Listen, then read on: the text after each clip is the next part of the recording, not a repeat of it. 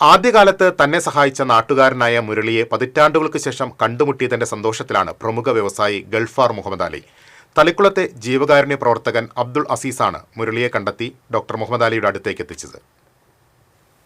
ജീവകാരുണ്യ പ്രവർത്തകനായ അബ്ദുൾ അസീസിന്റെ ജീവിതത്തെ ആസ്പദമാക്കി നസീർ പുന്നയൂർക്കുളം എഴുതിയ ഓർമ്മകളുടെ തോരാമഴയിൽ നിന്ന് എന്ന പുസ്തകത്തിന്റെ പ്രകാശന വേദിയിലായിരുന്നു സ്മരണകൾ ഇരമ്പിയ സമാഗമം. തൃപ്രയാർ പോളിടെക്നിക്കിലെ പഠനത്തിനു ശേഷം 1967 ഇന്ത്യൻ അർദ്ധസൈനിക വിഭാഗമായ ഗ്രിഫിലേക്ക് ജോലി തേടി പോകുമ്പോൾ ഡൽഹിയിൽ മുഹമ്മദ് അലിയെ ട്രെയിൻ മാറിക്കയറാൻ സഹായിച്ചയാളാണ് തളിക്കുളംകാരനായ മുരളി. ആ യാത്രയ്ക്ക് ശേഷം ജീവിതത്തിൽ ഒരിക്കൽ പോലും മുഹമ്മദ് അലി മുരളിയെ കണ്ടിട്ടില്ല. അന്ന് റൂർക്കിയിലേക്കുള്ള യാത്ര മുഹമ്മദ് അലിയുടെ ജീവിതത്തിലെ ആദ്യ ട്രെയിൻ യാത്രയായിരുന്നു. അദ്ദേഹത്തിന്റെ ഉപ്പയാണ് ഡൽഹിയിൽ മുരളിക്ക് കത്തയച്ച് മകനെ ട്രെയിൻ മാറിക്കയറാൻ സഹായിക്കണമെന്ന് ആവശ്യപ്പെട്ടത്. ആദ്യമായി ഡൽഹിയിൽ സഹായത്തിനെത്തിയ തളിക്കുളത്തുകാരനെ ഓർക്കാറുണ്ടെങ്കിലും നേരിൽ കാണാൻ കഴിഞ്ഞിരുന്നില്ല. ജീവിതത്തിൽ ഏറ്റവും സംതൃപ്തി തോന്നിയ ദിനമാണിതെന്ന് മുരളിയെ പൊന്നാടിയണിയിച്ച് ചേർത്ത് പിടിച്ചുകൊണ്ട് മുഹമ്മദ് അലി പറഞ്ഞു.